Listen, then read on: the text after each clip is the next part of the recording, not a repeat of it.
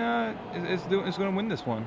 I think it's really draw dependent. If Pat draws a Thalia, he can usually race Josh's game 1 draws, and obviously the play matters for that as well. Right. He can also Green Sun Zenith for Gaddock Teague to dodge sneak attack. Right. It doesn't help against show and tell, but yeah, show and tell is real scary for him. At least game 1. And then does he have any O-rings in his deck? Ooh, he doesn't. Doesn't have a single one. So show and tell is the card that Josh Adams can do here. He gets an Emrakul into play, and there's not a whole lot Pack can do about it. He can try and race it. Not easy to do. Now Josh is on 6, so it's going to be a little more difficult for him. And that Gaddock Teague is going to guarantee that sneak attack is not Josh's route to victory. Right. And he has no cards game 1 to actually get around a Gaddock Teague. It looks like. So he's not going to be Force of Willing. He is not going to be casting sneak attack this game. He's not going to be misdirecting either. So Brainstorms, looks like end of turn. I see a show and tell. I do not see a target. You know what he could do though? He could show and tell in a sneak attack. He can. Just if oh, I see. He responded and dazed it. All right, so that's really important. That is very important. We're not gonna have to worry about a turn 2 Gaddock Teague. That would have completely changed the dynamic of the match. Yeah. And Pat missing land drop 2, we didn't even talk about because we were so excited about the Gaddock Teague. I mean, a turn 2 Gaddock Teague, even if you miss your second land drop, you're super happy. Yeah. So Pat Cox, he's got plenty of guys he can play on too. Thalia would be great here too. Also, Sylvan would be fine. And it's Kasali Pride Mage. So Josh Adams, the Brainstorm. He has a show and tell, so he can, he can sneak attack something, but he just doesn't have a. Sometimes his deck it has 7 targets. Josh has just been able to sort of brainstorm twice and has seen a lot of the same cards, so. Yeah, that's a pretty aggressive brainstorm. You can kind of sit on those more because if you're just seeing the same cards again, it's not like. Yeah, I would have really waited at least 1 turn just to see a fresh set of cards, right?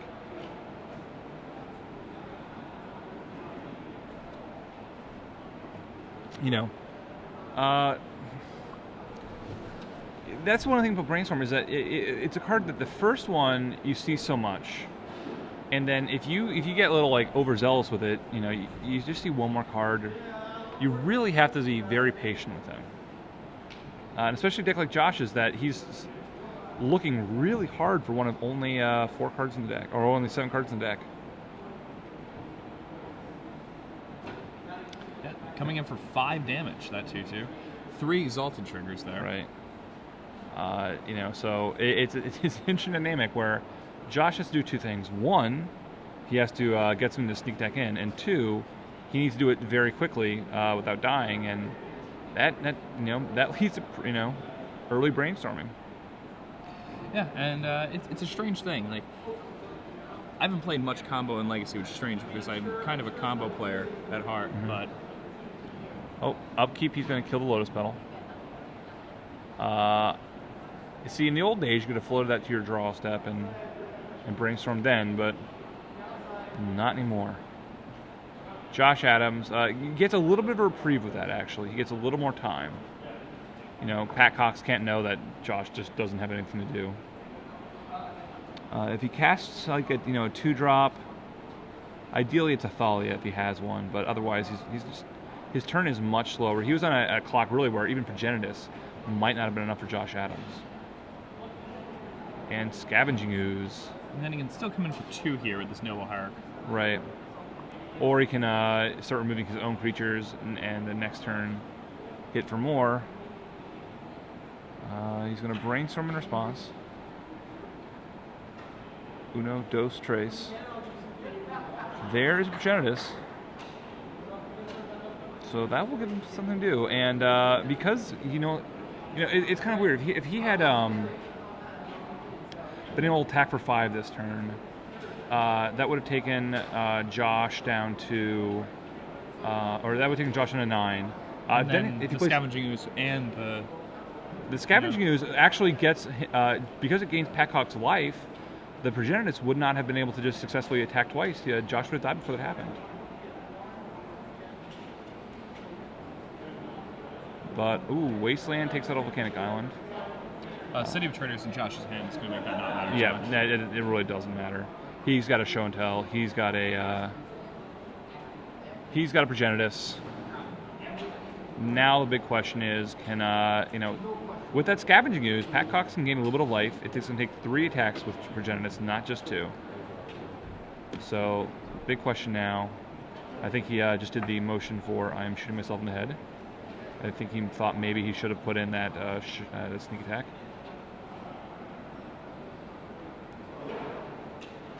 This the Scavenging Ooze, it really changes the math on this. It's kind of weird. He can give his Scavenging Ooze protection from a color. Any color, because Progenitus is all of them. An attack for lethal in 2 turns. Josh doesn't have the time to actually race him with Progenitus. Green Sun for 1 is going to get another Noble Hierarch, I believe. Seems to make sense here. Josh might have to just Force Will this. No, he has. Does he have another land in his hand? It does Force. Oh, he misdirects it. Yeah, misdirection. Force. That puts him down to 11, though. Yeah, it does put him down to 11. That's really not a big concern, though. The question is, can he play... this Ooze, I think, is lethal in... Not this turn, but next turn. Next turn, right. Even if he was at a little more life, it would still be lethal. The question for Josh would have been, can he play Sneak Attack, and can he attack with Progenitus and an Emrakul? But he just doesn't have the cards to do it. Second Show and Tell, not gonna do it. Here comes Progenitus. Usually you're very, very scared when Progenitus attacks. Pat Cox, he's a 21. It'll take him into 11. It's still another hit with Progenitus. And I believe that he has 1 more creature in his graveyard. So that will take the Ooze up to a 4/4. And that's 5 and 6 with the 2... Yep, that's lethal right here. Lethal right here, yeah.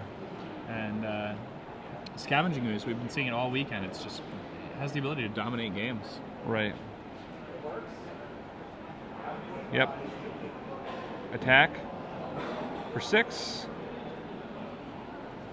And Sneak and Show doing what it does.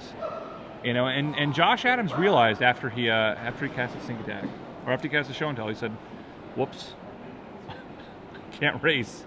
And that happens. That's the downside of Progenitus sometimes.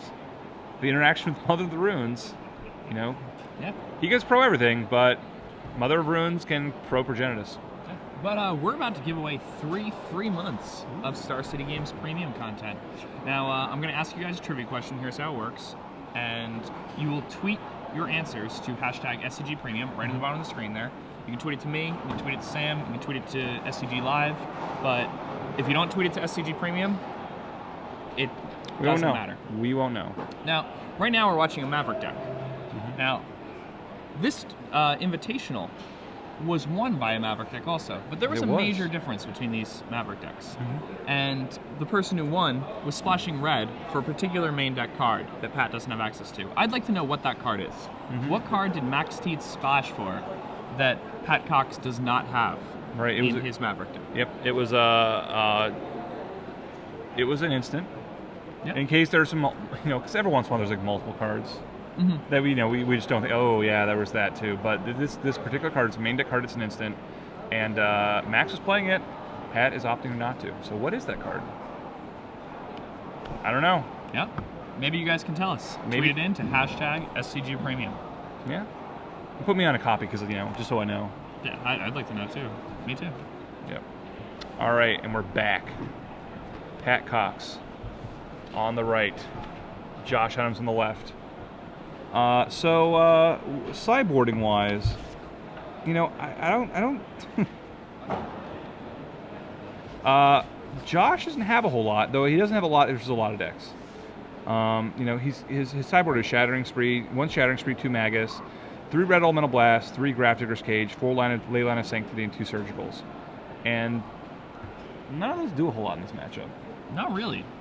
You know, I think he can just leave his main deck. I mean, theoretically, he could bring in Magus of the Moon and hope that that Pat Cox can be lose on basics. But, you know, maybe you take out because the misdirections are particularly not very good in this matchup. Yeah, I guess I could see taking out Misdirection and bringing in right. the Magus. You know, he has He also has Grafdigger's Cage, which stops Green Sun Zenith, but you know, there's not even a whole lot that really Pat Cox and Green Sun Zenith for, other than Gaddock Teeg that does a whole lot. So I think maybe you just leave it. You might just leave the main deck. Pat Cox, however, is not in that same situation. No, he is not. He has a few things. Let's see. He can bring in Choke if you like. He can. Actually, you know, his sideboard's pretty bad here too. It's not as bad, but yeah, he doesn't have a whole lot. Like, the thing is that his Swords Plowshares are totally dead. Yeah, so he's going to bring in his Loam. Yeah. Just having access to Loam Wasteland is a nice way for him to interact with just about any combo deck where they're trying to get to like 3 or 4 lands, especially when he can interact with their other mana production also. Right, and he can bring in Choke because, well, he has 5 cards he has to take out. Like, Swords and Path do nothing. So those need to come out. There's some other cards that aren't great, like Jit, but he just doesn't have the sideboard cards for it. If you want to go really deep, you could bring in Gut Shot. Yeah, just for the one. Just for the one. Hey, it's better than Swords of Plowshares in this matchup. It certainly is. As scary as that is. Aetherstorm Canonist? No, not really. It'd be a strange situation where that came up. I just really can't imagine where you would want that. Yeah, no, neither could I. I guess you could bring in Choke. It's bad, but I mean, like it's better than Swords to Plowshares or Path Exile is. Right, and that's the thing. Like, Josh has this Stone Nothing, and Pat has not so many cards in his deck that are just completely dead. Right, and not enough cards to bring in. But hey, he won the first match, right? He won the first match, so hey, like, you know, for him to have, you know, 5 completely dead cards, 2 more Jits to being mostly dead cards, and winning that game, good for him. It's going to help him out a lot. I think he has to actually sideboard out the completely dead cards for merely semi-useless cards. You know, he could Magus and Wasteland out Josh's mana base. It's not easy. It's not easy. Or not Magus it out, but Choke it out, Wasteland it out. Not easy, but gives you something to do. Sorry, I'm a little bit preoccupied. I just looked up at Adam Kai's deck list here and saw Loyal Retainers. Oh, right. Yeah. That's a nice one. All right, Pat Cox leads the game off with a Mother of Urns, and Josh is going with the turn 1 Brainstorm again. Yep, he's looking, and it looks like he has a Show and Tell, a Brainstorm, and a Ponder. He did bring in a Magus of the Moon. Looks like he has, is that a Progenitus? I believe it is. Now, he's just set himself up for a turn 2 Progenitus. And that's pretty good. He does have the Maguses in here. And it looks like he brought in his Surgicals too. I don't know how much I like that, but, you know, right here, not going to matter. We saw last game Show and Tell Progenitus did not do a whole lot. This game Show and Tell Progenitus should be about enough. I imagine it will be.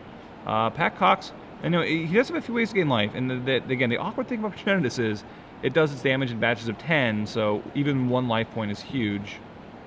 So Thalia comes down. Not going to be able to attack. Well, I guess you can give it pro white an attack, or pro green, or pro red, or anything pro. Yeah. Anything pro. It can come in. And it's a shame that Pat's probably not happy that Thalia is the biggest monster that he can show and tell. Probably not. Probably not. Show and tell in school, you don't want to bring in like a hot dog. Yeah, you know, everyone's just, it's like, oh man, my dad came back from the moon and brought me moon rocks, and you're like, my dog got a new collar. That's what it feels like right now. It's just like, I saw a movie over the weekend. It was rated PG-13. My parents let me see it. So Josh goes to 18. No play for Pat. I mean, he's dead. Yeah, he's dead. There's nothing he can do here. Let's be honest. Like, he's going to take 10. Script Ranger still can't block. Untaps Mother Runes. Gets in for 1 more damage. You know, if he can gain 1 life, he gets another attack phase, but that's not enough. No. Not nearly enough. I mean, even Mazavith Nope. is everything. Mazavith's class isn't anything. A Jit will gain 4 turn, and 4 turn is less than 10. So, yep. Josh Adams in one of the fastest games we've seen this whole weekend. Turn 2 show and tell. Progenitus. You got something to stop it? Nope. Okay, well then. There's not much that stops Progenitus. There is very little that stops Progenitus. Phantasmal Image stops Progenitus. It does. Phyrexian Metamorph stops Progenitus. It does. Yeah. Vesuvian Doppelganger. Perish. Perish does stop it. I don't think Pat Cox over not running Perish. I doubt he'd want Perish in his deck. You can have him for the mirror. Perish is pretty good against both of these people. You can have it for the mirror. You don't play anything, and you're like, haha, Perish. Got you. Gotcha. You weren't expecting that out of the Maverick deck, were you? Yeah, but you know, and we saw Josh Adams bringing in a few cards. Again, Magus of the Moon, not great, but I don't know what he took out. You know, I don't know what he decided to take out for it. The surgicals, I'm really not sure about. I'm not sure what situation you get into that you want that. Other than the fact that there is one cool thing that surgical does is that it's kind of like a Gitaxian probe where you don't draw a card. So you know you can just check the close real quickly, and maybe that's better than a Spell Pierce. I mean, or it's certainly better than Misdirection. Misdirection does flat nothing. Pacox has no way to interact with Josh's spell, so the best thing. That's why. Like, why do you even want to look at the hand? Well, no, but the thing you have to worry about is that he has no way to interact with the spells. What he does have, what he could have, is O-Ring. Theoretically, O-Ring stops Emrakul. But they've seen each other's deck lists. Oh, they have seen each other's deck lists. Well, good point. I do forget about that, and that means stone nothing. So, no idea why the surgical extraction's there. Yeah. I mean, you need to take out the misdirections. Well, you can't take misdirections. Pitching to Force Will is something. There's some value in that. More value in that than there is in Surgicling. Probably more than in Surgicling. Magus is a little higher value. Magus, the other thing cool about Magus is it shuts down Caracas, which means that your Emrakul is more open to do its work. Turn 1, Pat Cox leads off with Savannah into a Green Sun's Zenith for 0 and a Dryad Arbor. It's one of the reasons why Green Sun's Zenith is just way too good in these types of formats. On turn 1, it's a Llanowar Elf. On turn 2, it can be 3/3 or a Noble Heart. Yep. Or next turn, it's whatever you want it to be in the world. Right. And for 4 mana, you get like a 10/10 who Stone Ransom every turn. Yeah, it's pretty good. Turns out, and this is one of those funny cards. It's a wild card. Green Sun Zenith came out, and people were like, oh. Some people were really excited, but there was a lot of people poo-poo any card that's just not immediately good in Standard. And it turns out Green Sun Zenith was a card that people were not looking at properly. So looking at Pat's hand, he's going to play a turn 2 Knight. Barring with a Caracas. So that means Josh does have a Magus of the Moon. So he is able to. Does he have a Sneak and Show? Does he have a Progenitus? He must have Progenitus. Yep, he has Progenitus. So, Pat Cox, theoretically, not dead. Neither roll card can get big. If you have the second Knight, he'll take 10. Maybe he can possibly race. He'd have to wasteland his own lands. He'd have to go pretty deep on it. He'd have to gain a life. But he's not. He's in a better shape than what he was last game. Very true. Not saying a whole lot, but it is better. Pat is doing math. He's trying to figure out just how unlikely this racing situation is. He can't like it. Oh. He's double checking that this can come in. Sylvan Library. He's going to pass.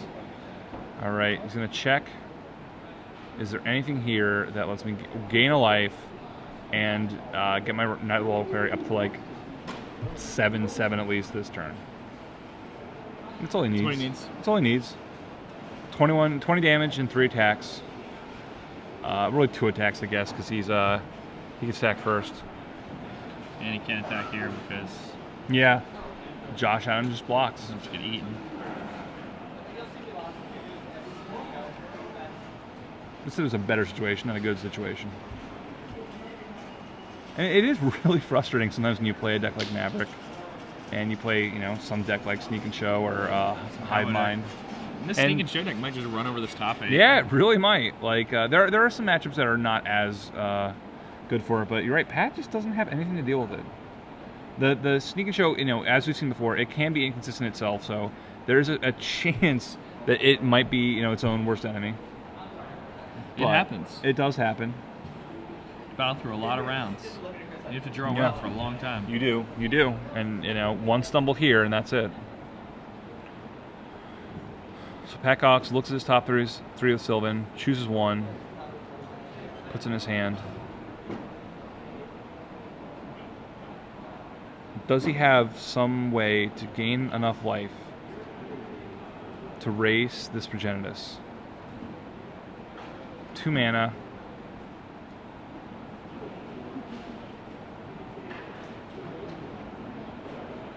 And we get Scavenging Ooze. Well, that's a way to gain life. So he is able to sack Dried Arbor, get a land, gain 1 life off that, so he gets 1 more attack step. That's one way to do it. Pays a green, sacks the Savannah. Instead of Dried Arbor. Yeah, instead of Dried Arbor. That's what I thought he would do. Same. Now, the problem with getting fetch lands is that you have to gain 2 life now. Because Progenitus hits in blocks of 10, so Pat goes down to 19. He's done the math. I hope he's done the math. I hope this is the right amount, but ooh, days.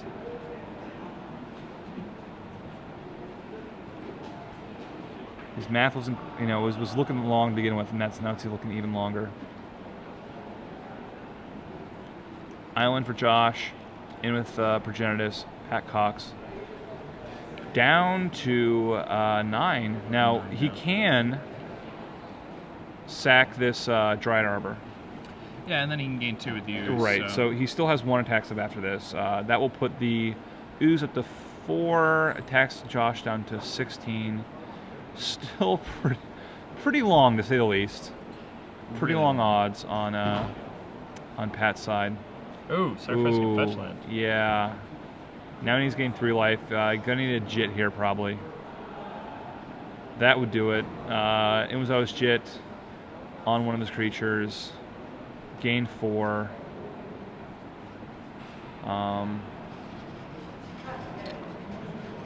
That would keep him alive for 1 more turn. The next turn he can gain 4 more at least. 5, 6. Yep. Jit. Makes sense. On the Ooze, it looks like. Both will come in, and 1, 2, 3, 4, 5, 6, 7. Pat Cox, not one to give up on a fight. I appreciate that a lot. Yeah. He is he's going deep. The thing for him that's looking up good is that Josh Adams has Magus the Moon. So he comes in for 10. Pat Cox removes 2 counters, goes to 2 after the attack. He has to do 13 damage this turn. 12 now that Josh Adams has sacked the Polluted Delta. He'll go to Volcanic Island. He'll play Magus the Moon. And that is just enough of a monkey wrench in Pat Cox plans to really prevent even the most. Yeah, no matter how good. No matter how well he planned this out, no matter how perfect his draw was, this Magus makes sure it's not going to be enough. He would have to gain 9 life this turn. Yeah. Maybe if he put swords in, he left swords in, and that was part of his plan, that could do it. It could keep him alive, but I don't think it can keep him I do not believe it can keep him in the game. Yeah. We'll see what he has. The knight is getting big. It's big enough that next turn, or this turn, a sword's on it, plus the jet counters will keep him alive.